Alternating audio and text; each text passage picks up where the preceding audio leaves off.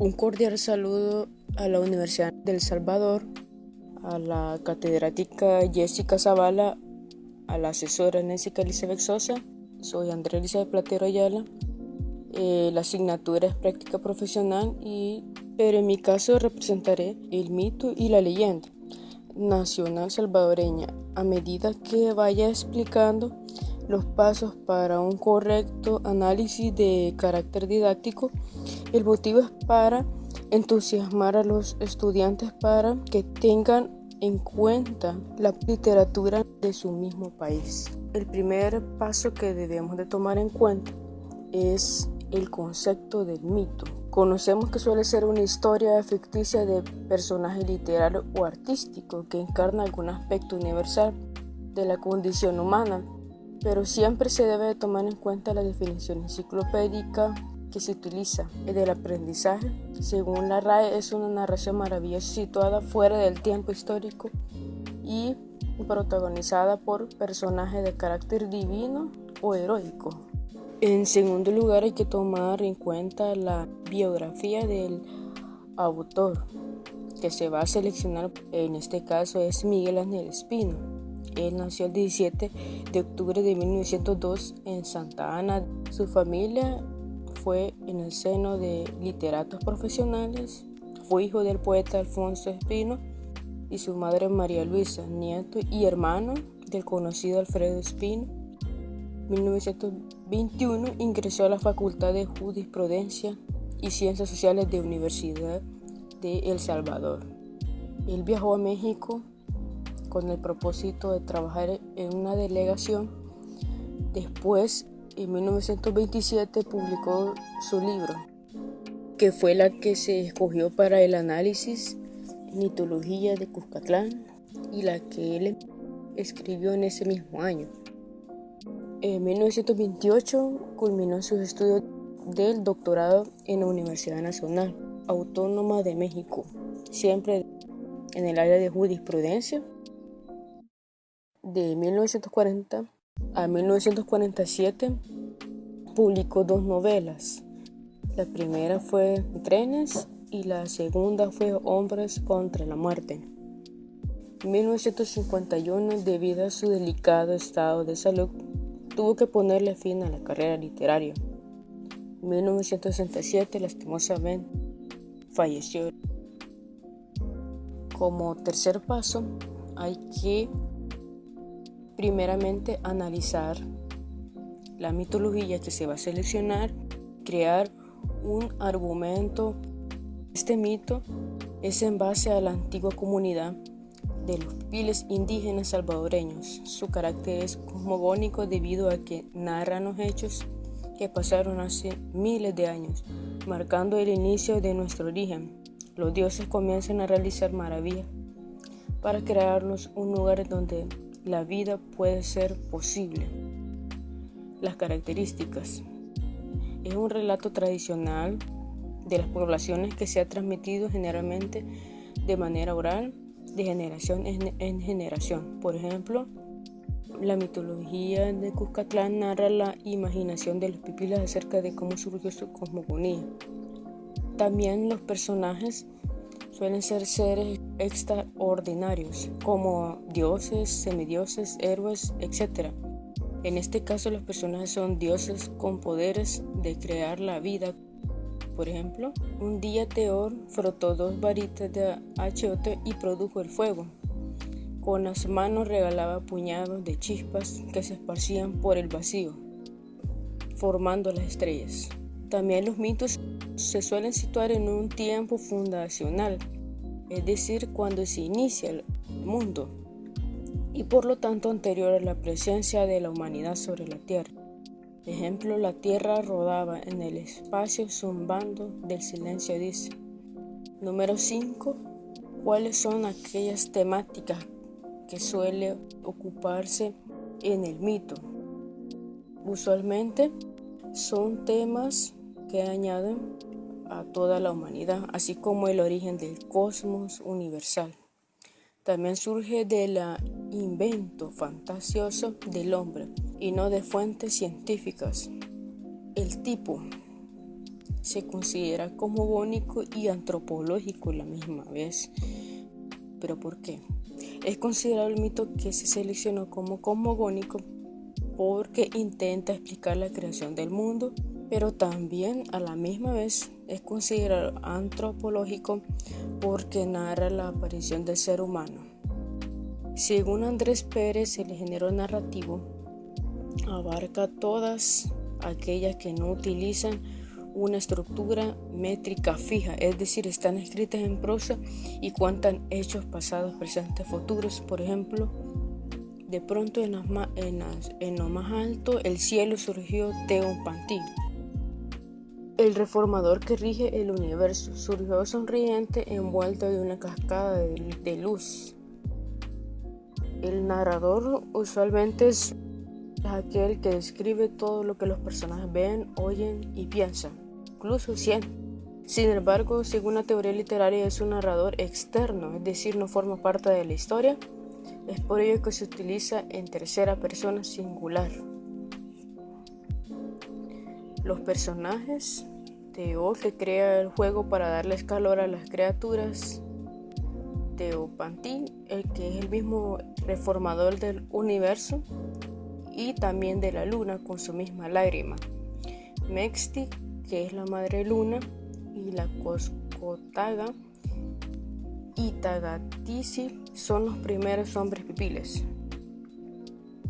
La estructura número 10 es la clasificación. ¿Cómo podemos estructurar bien un mito? Inicio. Es un principio tanto como el universo como el mundo. No había ninguna señal viviente. El nudo. Los dioses se pusieron en acuerdo para empezar a crear un ambiente favorable. Casi siempre el nudo suele ser a mediados de la historia. El desenlace suele ser el final. Los dioses crearon a los humanos, pero fueron aniquilados por su corazón lleno de maldad. Aquí vamos a entrar al análisis, pero de la leyenda. ¿Qué hay que hacer primero? Número 1. La leyenda suele ser una narración popular que cuenta un hecho real o fabuloso, adornado con elementos fantásticos o maravillosos de folclore, que siempre se ha transmitido de una forma oral. Según la RAE, es una narración de sucesos fantásticos que se ha transmitido por una tradición. En segundo lugar, nosotros debemos de buscar la biografía del autor que queremos representar para poder entender de una forma mejor. En este caso es José Efraín Melara Méndez. Él nació en San Salvador, realizó sus estudios en los países de Brasil, Argentina y Francia. Fue autor de los libros como Lo que todo automovilista debe saber, Orígenes del todo, también Reflexiones filosóficas e Inmigración salvadoreña del sur, entre otros. El libro Mitología Cuscatleca, Cuentos de mi infancia y otros fue una obra muy famosa por la década de los 80 y 90, ya que fue un requisito por el mismo ministerio haberla estudiado. Descripción del libro de la mitología Cuscatleca, Cuentos de mi infancia y otros. Es una recopilación de 15 historias y leyendas salvadoreñas contadas con lujo de detalle y con una narrativa muy realista de la época en la que se sitúa. La obra suele ser reconocida por ilustraciones que en algunos casos son de naturaleza terroríficos y algunos son de amor. En tercer caso, acordémonos que debemos de analizar la leyenda que se seleccionó y crear nuestro propio argumento.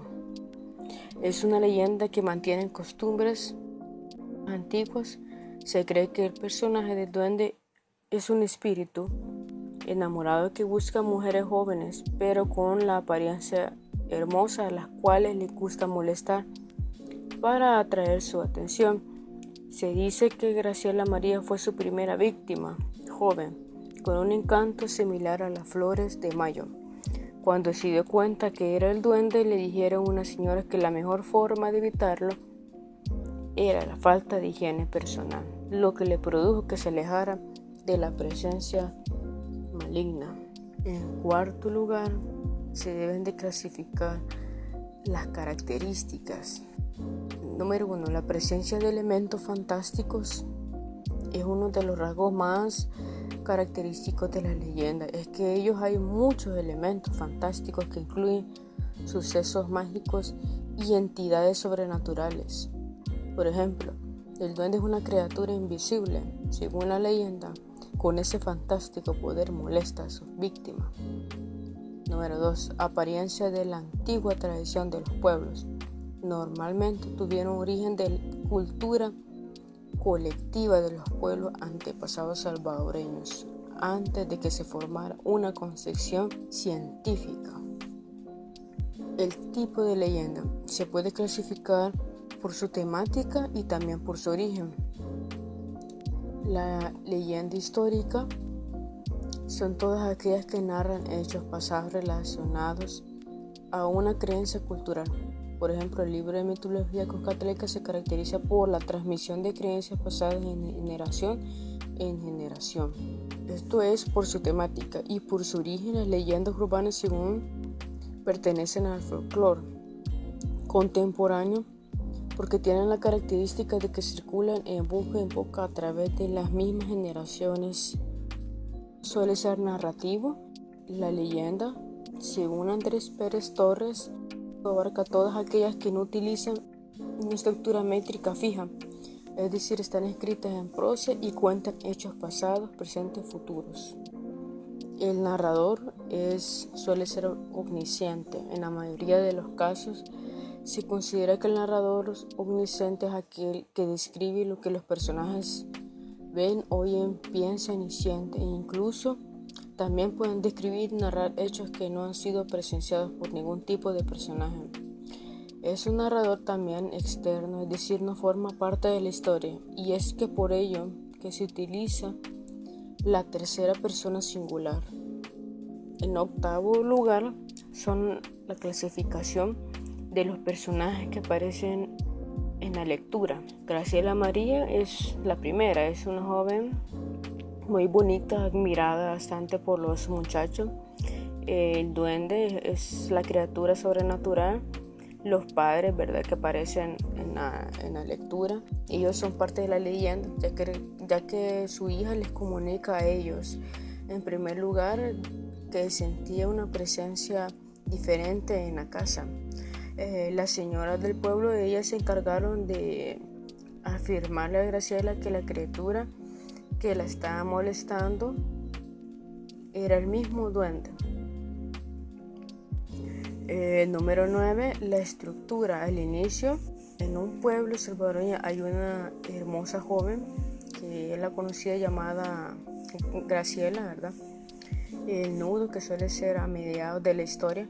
El duende enamorado es atraído por su belleza. Como consecuencia, opta por molestarla en las noches.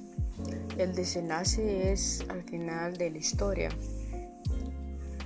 Graciela entiende, gracias a una señora del pueblo, que la criatura que la está molestando es el mismo duende.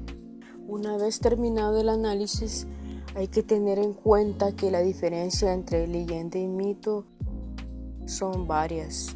La forma en la que un estudiante puede diferenciar, en la mayoría de los casos siempre se suele confundir los términos, pero hay que tener en cuenta que la leyenda, su intención es la resaltación de características del pueblo.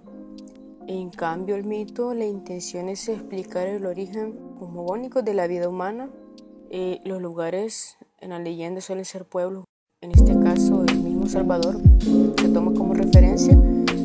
El mito suele tener una geografía indefinida por afirmarles. En los personajes de la leyenda suelen ser comunes, pero también son seres sobrenaturales. En el mito los personajes son dioses representativos de los